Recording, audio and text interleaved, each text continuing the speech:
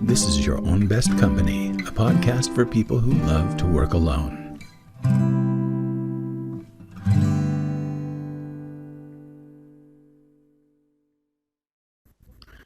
Hey there, everybody. It's Your Own Best Company. I am Franklin Taggart, and it's time for Erica and Audrey and Franklin to ride again. My good friends Audrey Holst and Erica Holthausen are with me, and I have to tell you that these shows that we do together, the three of us, have become my favorites, and they've become the ones that I look forward to most. And I've missed you, so we'll start there. Yeah, it's been too long. It's so good to see both of your faces.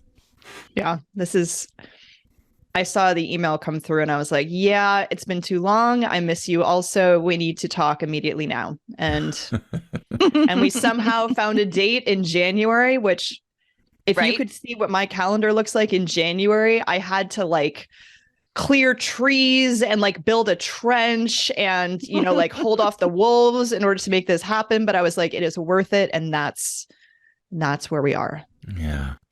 Well, as we were spending some time reconnecting before I pushed the record button, it turned out there were a couple of meta themes that seemed to be poking through. And one of them was we all kind of ended the year looking at things and asking some pretty deep questions about the work that we're doing and about the life that we're leading. And that gave me some questions to start with. And then in addition to that, we were also talking a little bit about that I know at least in Erica and my situations, we were both dealing with loss at the end of the year and coming into the first of the year. And that flavored all of the things that were going on. So I just wanted to just put that out there. Those were the things that kind of came up in the pre-show. You want to talk in the green room, as it were? Yeah. Do you want to talk about that? I would love for Audrey to say again, sort of the thing about missing the point of the last several years. Yeah, let's go there. Okay. So I think one of the it feels kind of like the end of the sentence that we started in the pre-show. So let me see if I can start the sentence that kind of ends with this piece. So it seems like for all of us, there is some contemplation, some evaluation of values. There was some reflecting on the past. There was some dreaming into the future. The Gregorian calendar is a human invention, but we all collectively gather around it. As Abigail Rose Clark, good friend of mine, brilliant friend of mine, will talk about, she's like, we collectively agree upon this thing, even though it's fake. But there is power in things that we collectively agree upon. Mm-hmm. And so I think that we've had, there's a bit of that, I think, that's naturally created in the collective. And so I'll just talk for myself personally. There was a kind of, okay, what's important, what's not important. I found that it was both a mental and a physical exercise. So there was this sort of digging into conceptually what my business has done, what I want my business to do. There was a big digging physically into my space. We've started moving furniture around and changing rooms in the house. And I shared that I went through the writings that I did, the writing and the art that I created over the last 2 or 3 decades of my life, which is a really interesting experience to really sit with the human that I have been and the human that I am and how similar and how different I am. And so there's all of that just sort of swimming around. And one of the things that got shared in the pre-show is, or Erica was mentioning specifically, that there's a lot of culling of information. Yeah. Mm-hmm. Right. Getting rid of information that doesn't serve, newsletters, PDFs, courses, whatever the thing is that just we collected at a certain point because it felt important and we thought we were going to do something with it. And now it's like, nope, getting rid of that. Unsubscribing from newsletters. Right. I also am of the ilk that unsubscribe from my newsletter, unsubscribe from anybody's newsletter. If you don't want to read it, if it doesn't serve you, get it out of your inbox. You don't need it. Mm-hmm. And so one of the things that I've been doing is as research. This is also, I'm giving Erica a lot of credit here because Erica deserves a lot of credit because she encouraged me. I'm actually in one of Erica's groups right now because one of my goals was to be writing more and to be writing articles specifically about the work that I do, specifically for the people that need to hear what I have to say. And one of the things she encouraged me to do was to research some of the stats that are really important for the folks that need to hear what I have to say.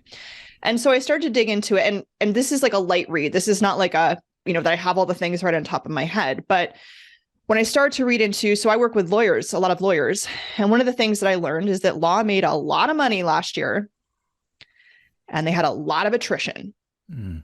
In 2021 specifically, right, that the numbers for 2022 are probably going to be rolling up like later in the year. But in 2021, there was a 26% attrition rate in law, which is really high. And a lot of these people were associates that didn't even make it a year. Mm-hmm. They've done some studies on the firms that people were staying at and the firms, the places where people are going from. Where people were staying, they were doing more work. They were spending more time. They were more productive. The places where people were staying, they were making more money. So there's a lot more information, right? There's a lot more stats. There's a lot more numbers. There's a lot more stuff to dig into. But one of the things that a lot of these studies are starting to show, and that, anecdotally people have been talking about in every conversation I've had with anybody who works in any sort of industry right now, is that money is not it, because people have had the experience of making a lot of money. You know where I was going. I caught myself. Not that it matters. I know it doesn't matter. I get bleeped out anyway, but I'll edit you.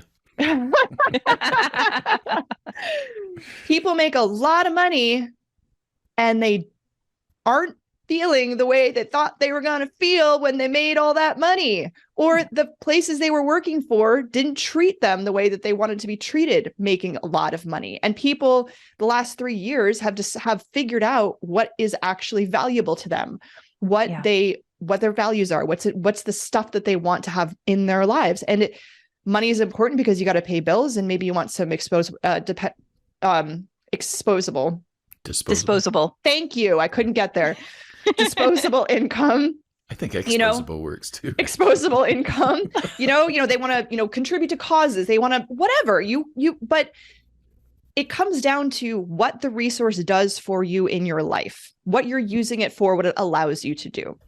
So that's the long sentence in front of the punchline, which is, if you in 2023 as a business owner are only focusing on the figures of money that you are wanting to say that you're making or that you want to help people make, you are missing what has happened the last 3 years.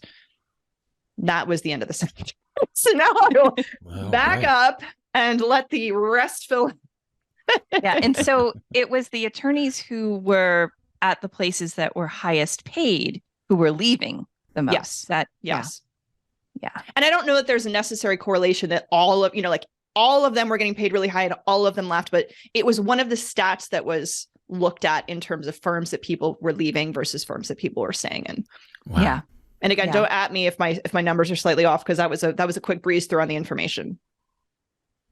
But it goes to that point that it's not money alone. And there've been tons of studies on more global levels that basically are like, several have said basically, 75,000 is the tipping point.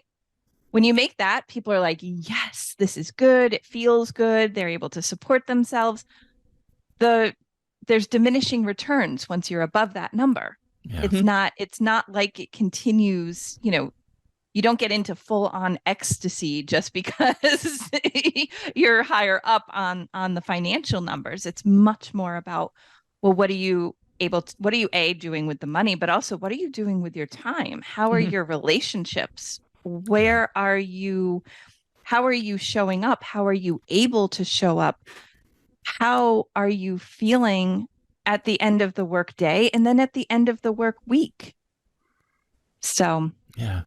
Well, it kind of goes back to a previous conversation that we had about the concept of enough. Yes, Yeah. And exactly I that. think one of the things that I think is really important is that there's still kind of a confusion between how much money that you make and quality of life. And quality of life, very often, I mean, yes, poverty does have an effect on the quality of a person's life. There's no question about that. But there's one of the things that I just read an article not too long ago that was really fascinating to me. And it talked about how when concern for the basics like housing and food and the basic creature comforts of heat and things like that were taken care of, how much that influenced the ability for people then to exercise their creative potential. Yeah. And it was something that had been found during the pandemic. And I think I want to say that it was in the Independent where I saw this article, and they were talking about what's going to be the backlash for all of these new businesses that have been started during the pandemic. Mm-hmm. And the point that they put forward was that with the subsidized income that was possible during the pandemic, many people found that their basics were covered enough that they actually had the bandwidth then to go out and create a business or to exercise their artistic ability and to start to sell the things that they've created. And it's like there was something in that I thought was really important to identify, is that we're not talking about making people rich here. Right. But we're talking about making sure that people have the basics, and then the creativity that becomes possible is off the charts. I found that fascinating. We're really not talking about making people financially rich. No. But we are talking about creating rich lives. Yeah. And that's a whole different thing. Did you all read that information a few years back that was all about, I think it was Denmark, where they have a rating for gross national happiness? Have you seen those? Yes. Was that Gretchen Rubin? Did she write about that? Is it Denmark? I can't remember. It was one of the Scandinavian. It's in that, yeah. I thought it was Nepal or something. I'm really confused about that. But I do remember reading on that. Well, the thing that was really interesting in that was that money featured very, low on the scale as far as the gross national happiness was concerned. The things that registered high were quality of relationships, the lowered amount of worry and stress and things like that. And it's like those were the things that their government was actually focusing on. Yeah. Bhutan. And it's amazing what we can do when the will is there. Crazy cool, right? Yeah. Well, another thing that we were talking about in the pre-show that I wanted to make sure that we get out there was we were talking about that all three of us have come to a place where the figures are not a motivator as much. The figure fetish of 6 figures, 7 figures, 8 figures, blah, blah, blah. That to me just gives me hives. To even think that way is not, it feels like a foreign language to me. And I'm surrounded by people who think that way.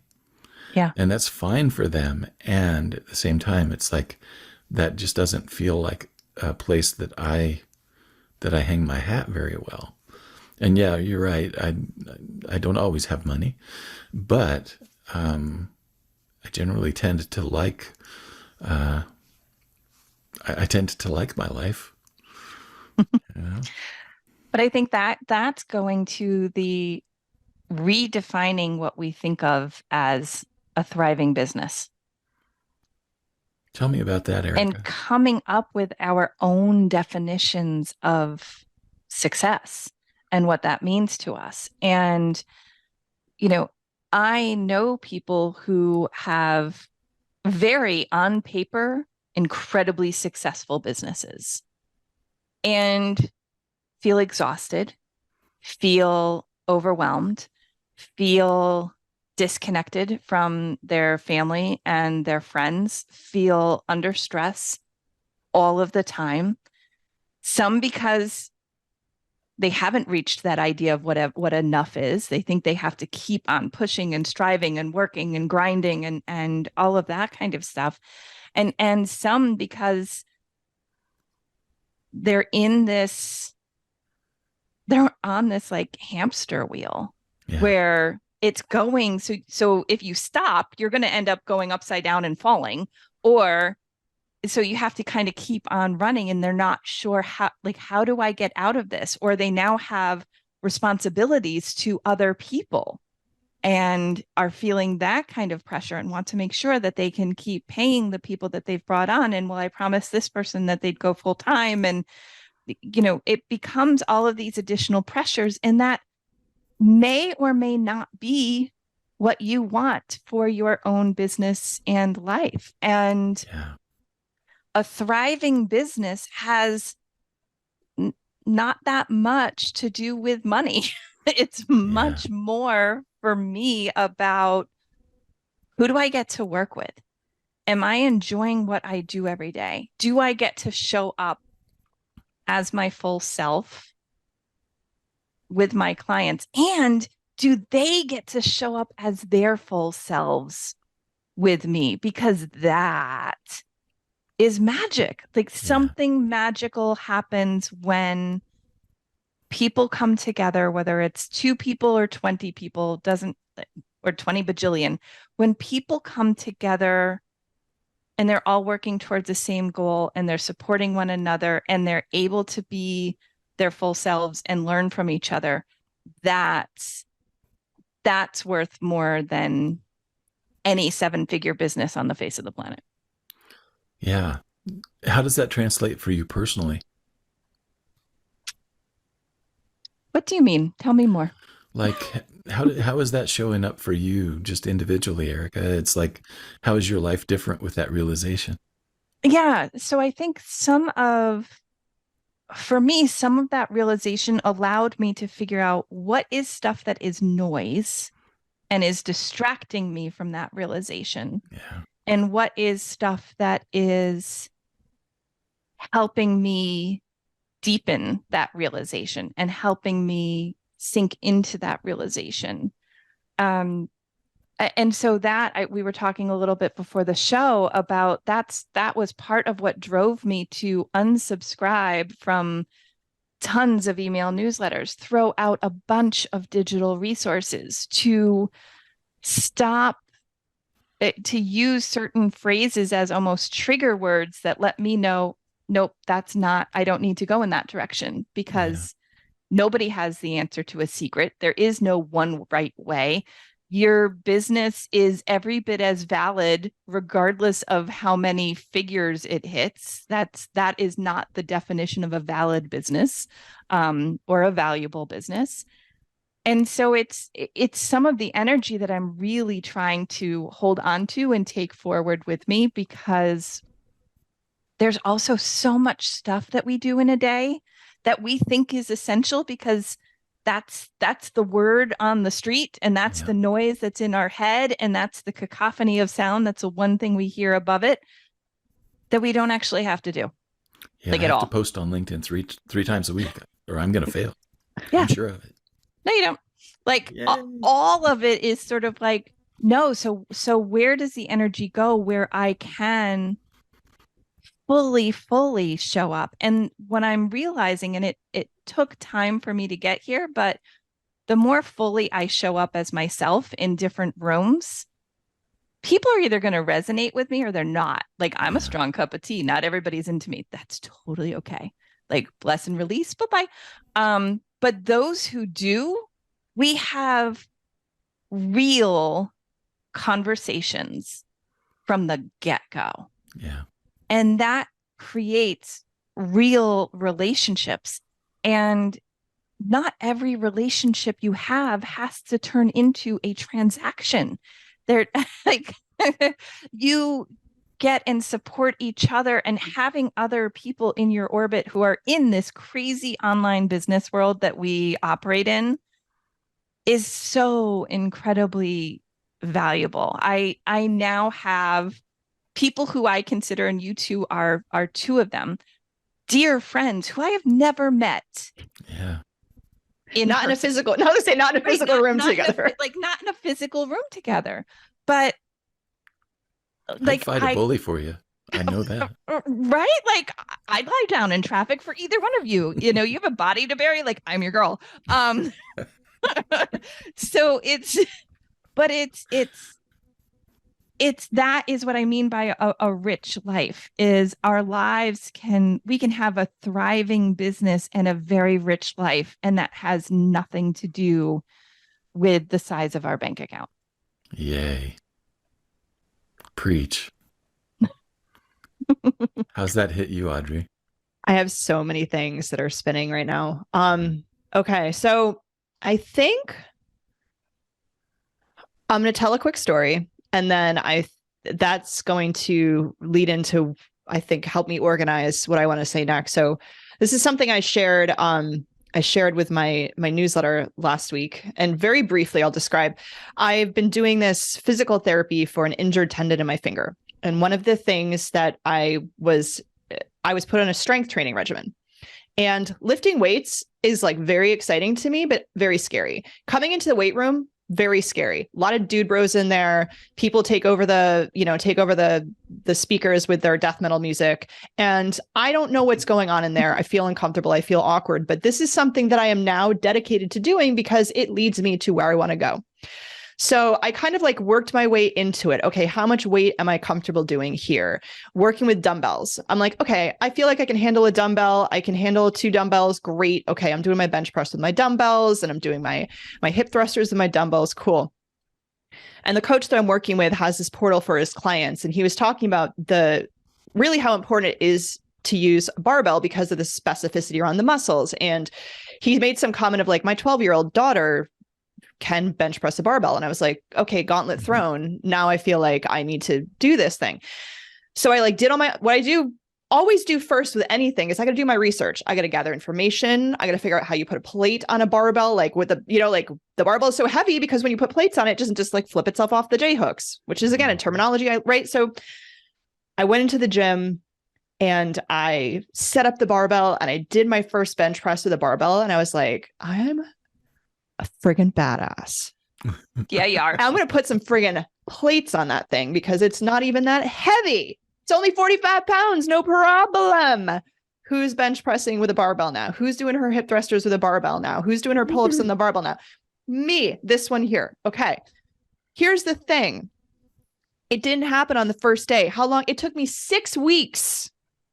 6 weeks to like build up from the like being so nervous that I barely could be in the weight room to like being able to I know what playlist I listen to now. I put my headphones in. I know exactly where I put the cubby I put my stuff in. I know the path that I walk. I know which bench I like to use, right? I have a routine now. I have confidence now. I have experience now. Yeah. So what I want to say is that all of the things that we're even talking about now, and I think we've talked about this in previous episodes, you have to go through it. There is no avoiding it. And anybody who tells you you're going to avoid it, whatever it is, right? The pitfalls, we can tell you about the pitfalls. You're going to fall in the pits because you have to fall in the pits first to be like, oh, that's what you were talking about. There are things that I am now realizing that my coach told me 2 years ago about 2 years. And I'm like, I know you told me this 2 years ago, but like, it's finally landing. Like it's just finally like that seed has been sitting on top of that rock for 2 years. And like some wind last year blew that seed into fertile soil and it planted itself. And now there's a tiny seed growing. So all of this to say is that there is a very deep personal inquiry that should be happening, that is important to be happening. I should, whatever. That's really important to have when you have a business, when you're creating a business, right? Money is important. A business is a business because there is money involved, right? but are you clear on it? Do you know about it? Do you know about the receiving of money, the spending of money, the money that you want to make, the money that feels good, the money that feels too much, but maybe you're trying to get there, like the things that feed you, the things that don't feed you. You only figure that out once you try it out a little bit, right? So I think that this is one of those things that, again, this year, I'm just giving myself grace around, okay, there's been learning. There's been a lot of learning. And now I'm starting to come to the season where I'm like, no more learning, implementation, implementation. And I think I'm inspired by you, Franklin, and your creation from last year. I have more to say about that too, but we'll get to that in a minute. Just a little secret. When you focus on implementation, you're still going to be learning. It's called learning by doing. And that. I think it's a shift. I want to say it's a shift on consumption, but I'm gonna step away from the mic and. Well, I think both of your stories have really hit me right square in the heart and the head, and I wanted to kind of fill in a few blanks. We've talked about in some of our prior conversations about the goals that I had last year. And one of the goals was to produce new video, podcast, and blog content every day. And I did that. Very proud of myself for following through with that commitment. And then the other thing was to switch the ratio of production to consumption and make production more of a priority. And I have to tell you that there's some things that I learned from that for myself, that productivity can become just as much of a fetish as the figures can. Mm-hmm. And it was problematic in a couple of ways, in that ultimately I was doing the work just to do the work and not because it meant anything. And it kind of reminded me of something. There's a publishing company called Sounds True. And the president of that company, Tammy Simon, several years ago did some talks on the idea of multiple bottom lines. And I really loved what she came up with in that discussion, in that conversation. And so one of the things that I always have to look at, when I look at last year and all of the productivity that I had, it didn't move the needle for my business at all. Mm-hmm. My business wasn't any better or any worse than the previous year. So that was something for me to learn. It's like just because the productivity was happening didn't mean anything to how much money I made, or especially, it didn't mean anything to how happy I was. And so one of the things that I had to kind of look at, I told you two before the show, and I've made a couple of episodes recently about this on my own solo podcast. I spent the last 3 weeks of the year last year in the deepest depression that I've had in a long time. And a lot of it was that I just was feeling like, oh my God, I've done all this stuff, but for what? And it's like, I don't feel any more well connected with people. I don't feel like that my business is any better off. And I don't feel like, there was actually kind of a sense of futility about the whole thing. Mm-hmm. So, and at the end of the year, feeling those things about my business and my life, all of a sudden it brought back into focus. It's like, oh crap, I forgot that this isn't all there is. And so one of the things that I've really spent some time with, I had to get through that depression. It was nasty. It was deep this time.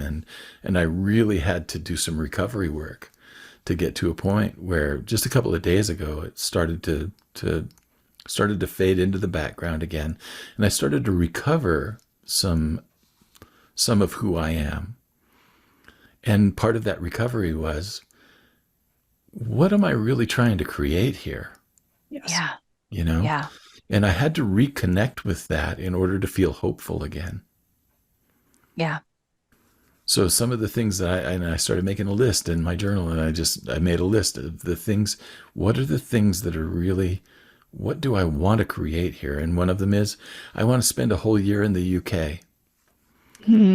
Just, I want to immerse myself in all of the cultures there, and I want to have a firsthand experience of everything that I can in the UK. It's been on my list since I was a kid, and I want to spend a few months in Italy retracing the steps of Stanley Tucci with my wife, because that's her heritage. And I want to take my kid for a graduation present. I want to take him on a heavy metal cruise ship. Heck yeah. And it's like, all of a sudden, it's like when I start to think about those things again, all of a sudden now I have a real bottom line. Mm-hmm. And it goes back to the idea that the Sounds True material had, and that Tammy Simon had. It was like, there are multiple bottom lines. And for me, my day-to-day life, the bottom lines that are just as important as the figures that are in the bank account are the quality of the solitude that I have. Mm-hmm. And the other thing that's really important to me is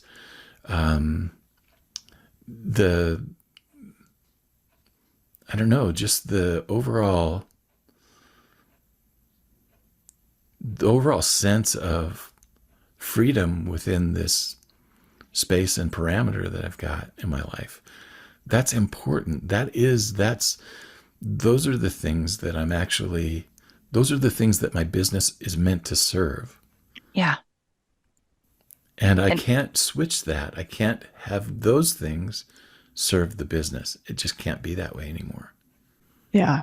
And so much of what you were just sharing, Franklin, it just hit and landed, because there is this focus on productivity and the product and the creation, and that focus on the end product is so extreme that it destroys the part that brings me at least the most joy, which is the process. Yeah.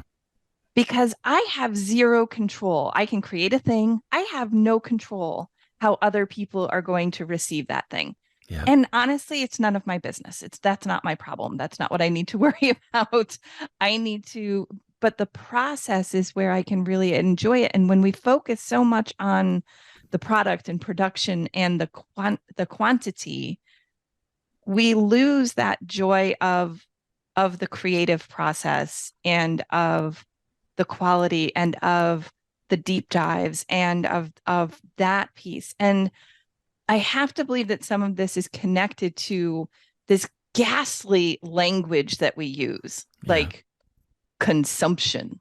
I am over consumption of all versions. I don't want to consume content. That is icky and weird and kind of gross and makes me throw up in my mouth a little bit. I actually still hate the word content, if you want to be honest. Right. I hate that too. I don't want to consume anything. I want to curate things. And curate also has the Latin curare, which is to care for. That's a whole different. That's a sexy sentence right there. Right? Yeah. Because then it's you can curate your experiences. You can curate your relationships. You can, and I don't mean that in a gross way. I mean it in the original meaning, to care for. You can care for the people in your orbit. You can care for the learning and the process that you're going through. You can care for putting stuff in your brain that helps you expand and grow and learn, and sometimes helps you just tune out and laugh and giggle uncontrollably and pee your pants because you're laughing too hard.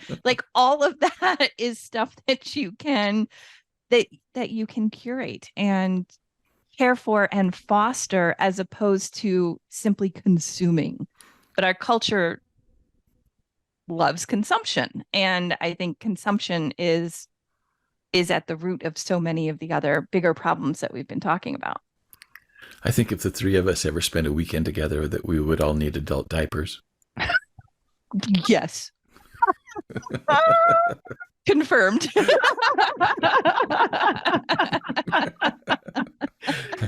Seriously.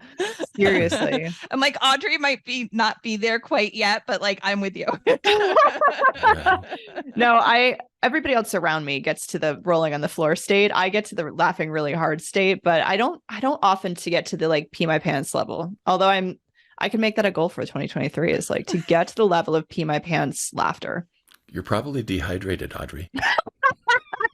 And it's just a water consumption thing. I gotta consume more water.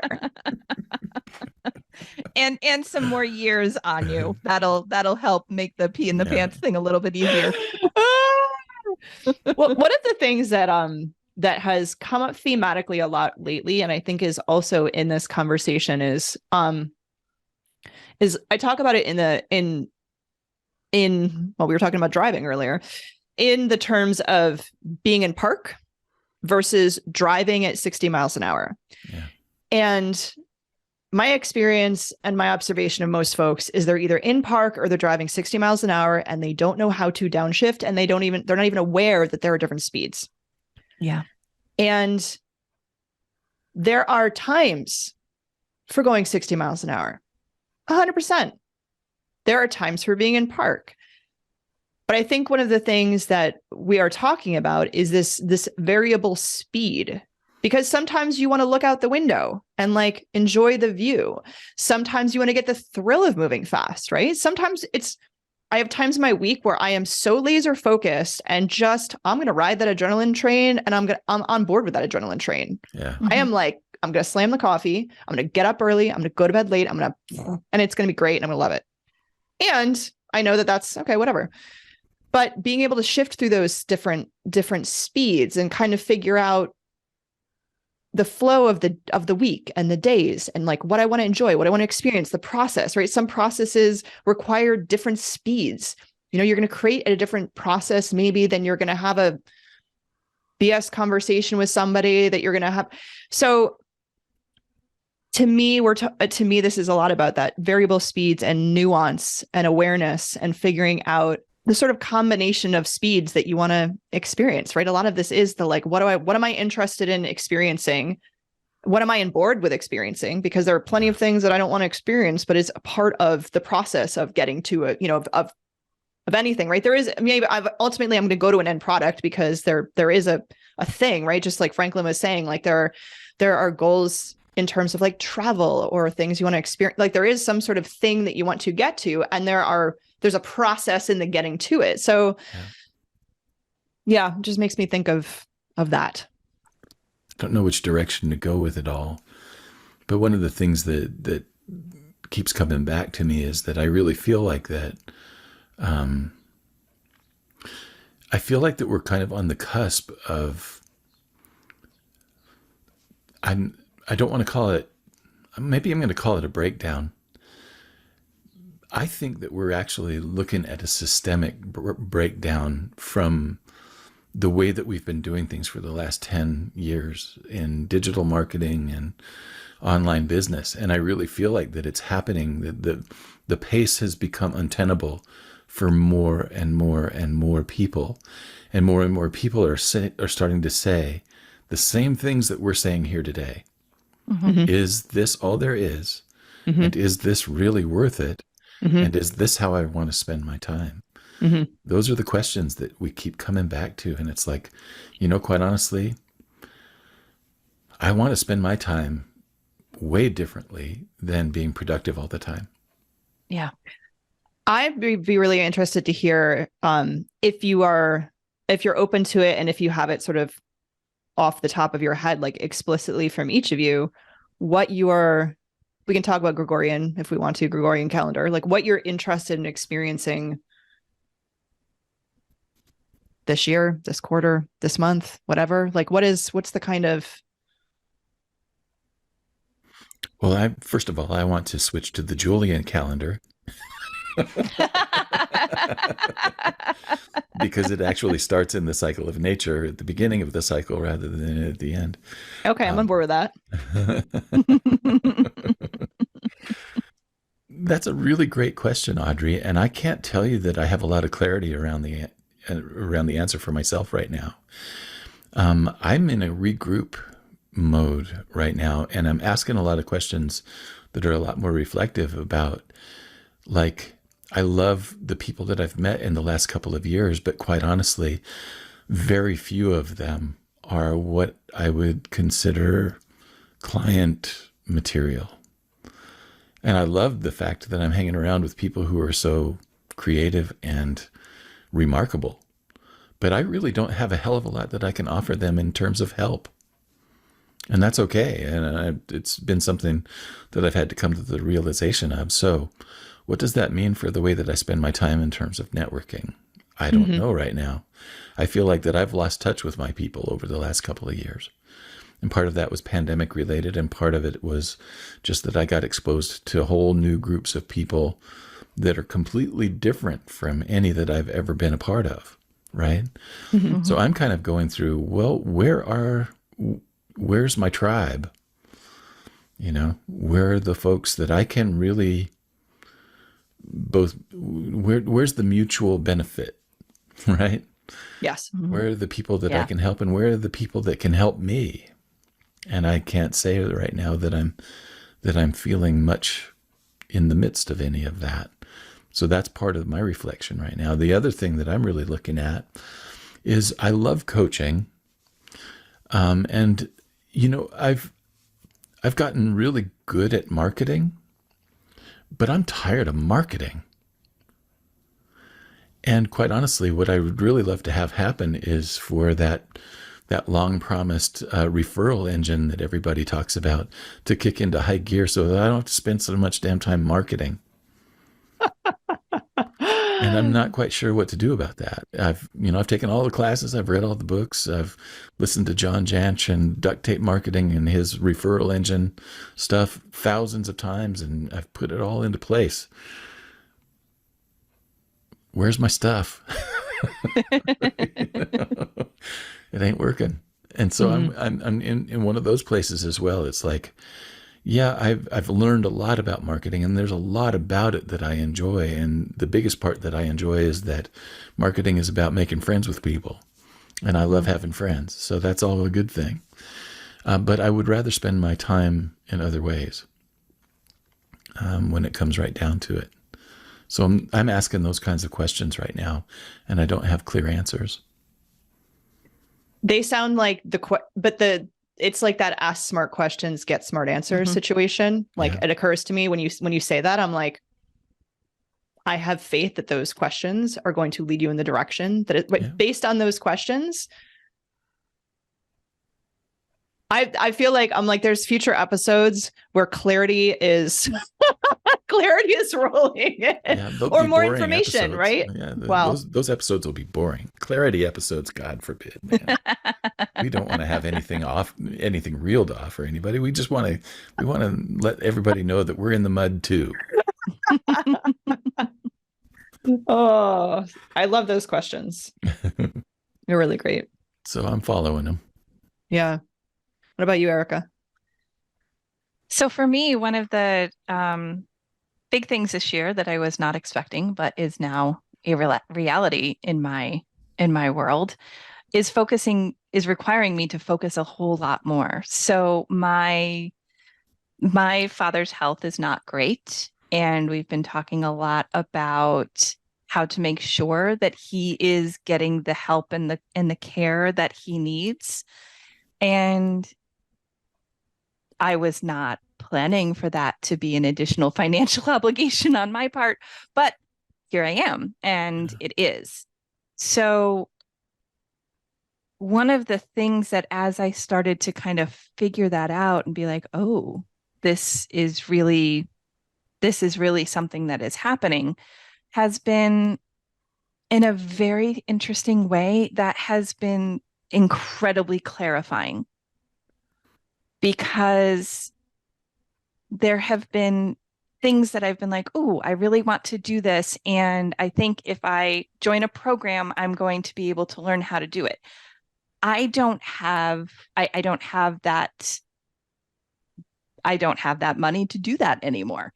Not that I necessarily had it before, but it was an investment in myself and that I was willing to take. And now it's like, I I am not willing to take that because I can't, because any money that could have been used as an investment in my business is pretty much now earmarked for how do I take care of my people. So as a part of that focus, what I also came down to, and this was part of that whole like weeding out and weeding the garden and throwing out the things, is trusting myself and leaning hard into trust what you know, trust what you do, trust how you want to show up,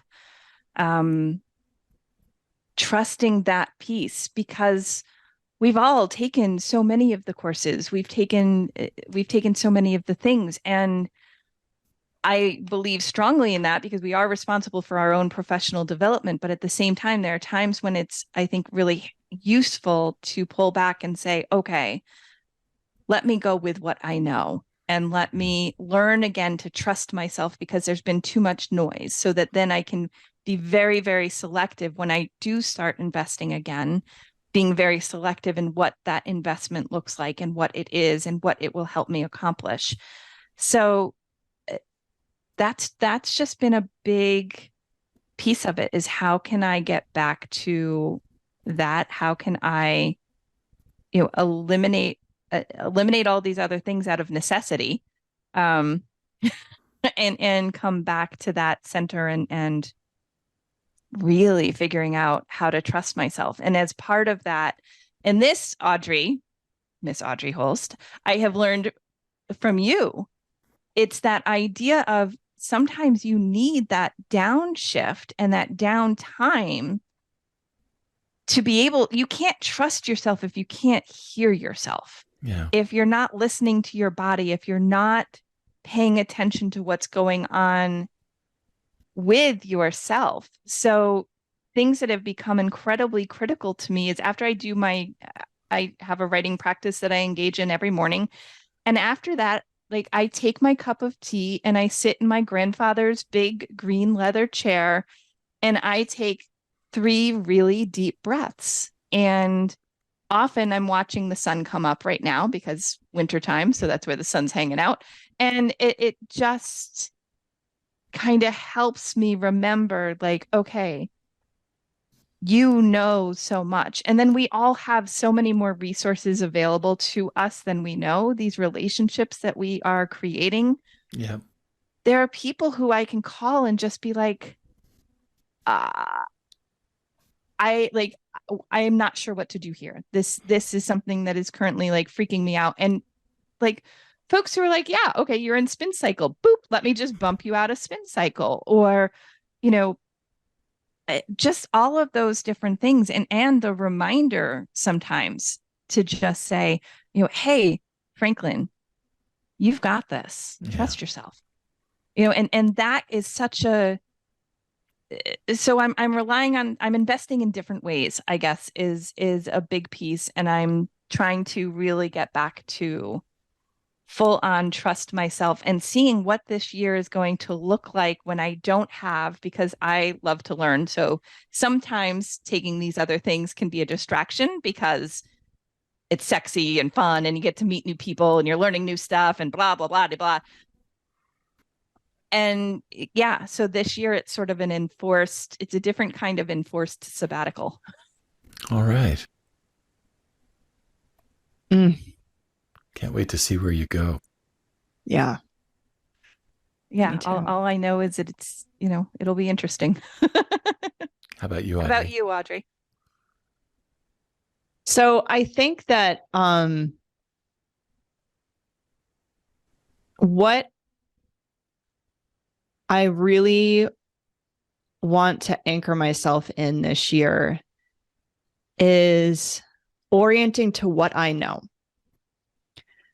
Because what gets me spinning, what puts me in panic, what creates uncertainty and worry and anxiety and shame for me is orienting towards the unknown, what I don't know, and what I haven't figured out, and what I have big question marks around.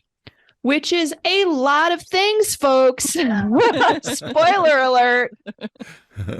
And so I think that is one of the practices that I don't know if I mentioned, I can't remember if it was pre-show now or on the show, but I mentioned, I think it was pre-show, that I had maybe like a 2-week long panic period between December and January, where I was in just high panic. I could see all the signs of it. I could feel all the signs of it. I was in it physically, emotionally, mentally, all the spinning thoughts, all the things. And really paying attention to what I do know. I have some practices that I do. I even looking at my calendar, looking at people's names on my calendar and being like, this is an important conversation I'm excited for. Or seeing people on my calendar going, when I think of this person, there's no there. There's not business opportunity. There's not network. There's nothing here that is getting me towards professionally or personally the things that are interesting to me or that are important to me. Note taken, right? Or the people on my calendar that it's funny, we keep networking, but they keep talking for 30 minutes and I get not a word in edgewise. And guess what? That's called coaching. And that's called you pay me for that. Yeah. There you go. You people are on notice. Anyway, they just don't make it onto my calendar anymore, to be honest. So there's a lot I don't know. I'm in a lot of inquiries, Franklin's talking about. I'm in some inquiries that Erica's talking about. And my practice this year is to, what is working right now? What do I know? Orienting towards those things and having something in front of me. We've talked a little bit about that too, right? Like I'm like, okay, well, there's this climbing trip I want to take in August. There's this other trip I want to take in October. There's these things that these actions that I've been putting off in my business for a really long time, but are important to take, but I've just been like putting them off because they're scary, but now I'm ready to do them. So that's this year. And I think that's what I mean by what I meant by like implementation is like, we're just going to keep going towards, and I am a little bit keeping the blinders on because I don't have the bandwidth for the distractions this year. It has to be really focused on, right, the things that we've been talking about this whole time. I love this idea of orienting to what you know. Because I need sure, to do that too. Yeah, right, 100%. Because as soon as you said it, Audrey, I was like bells, whistles, like all the things. My brain was like, actually, it wasn't my brain. It was like the whole rest of my body was just like, listen to this. And I only know to say that because Audrey has taught me how to listen to my body. But yes, there are a lot of things that we don't know because welcome to being human. I think I'm going to make that the title of this episode. I like it. But each one of us also knows very deeply about a small number of things. Like, here's a small thing, and I know this deeply. And like, I will throw down with anybody who thinks they know as much as I do. And some will, and that's totally cool because we'll learn from each other. But like, here's my area. And the more we can focus on the thing that we know, some things we're never going to know, and that's totally cool. And some things we think we need to know, but maybe we don't really need to know them. And it goes back to that idea of sometimes you just need to know who knows that thing. Yeah. So then they can help you because that's something you don't know, but they know. So you don't need to learn the whole damn thing yourself. You can just call Audrey and say, hey, I'm on your calendar. And yes, this is coaching. And yes, I am paying you because this is flipping valuable. Here's your payment. Exactly. Well, as always, I hate to have to bring this to an end, but it's Saturday of the following week, and yeah, right. But the thing that I always get so tickled by the way that our conversations go, and I appreciate your willingness to just go into the depths with me. And folks, if you want to find out more about Audrey and all of the things that she's up to, especially if you're an attorney or a law office that is working through some, communication, transitional, et cetera, et cetera, et cetera, she is your Goldilocks at fortitudeandflow.com. And if you want to find out more about promoting your work through major publications, you need to talk to Erica at catchlinecommunications.com. And I'm at franklintaggart.com, and I'll talk to you about anything. So I love you. Franklin's going to talk to you about sustainable business, human stuff. I mean, you've heard him say all the good things. So I'll keep working on it. But I love these conversations, and I love you both. And I am delighted that we got back together again. Delightful. And I can't wait to schedule our next date. Exactly. And I love that people join us and listen to our conversations that go in such major random directions. So thank you all for being here too. Yes, indeed. Thanks for always, Franklin, for being you. Mm-hmm. I couldn't be anything else, so thank you. Thanks for listening to Your Own Best Company. If you enjoyed the show, would you do me a favor and subscribe on YouTube, Spotify, Apple Podcasts, or your favorite podcast host? If you really love it, leave me a review or share it with your circles. If you feel like your career is reaching a dead end, or you're feeling a deep sense of dissatisfaction in your work right now, I help people discover their gifts and then find or create new opportunities that are the best fit for their talent, experience, and lifestyle. Email me at coaching@franklintaggart.com for more information. I also help people start, finish, and launch creative projects, and I offer an ongoing marketing mastermind for solopreneurs and freelancers. More information on these programs and services can be found at franklintaggart.com. Thanks again for spending this time with me.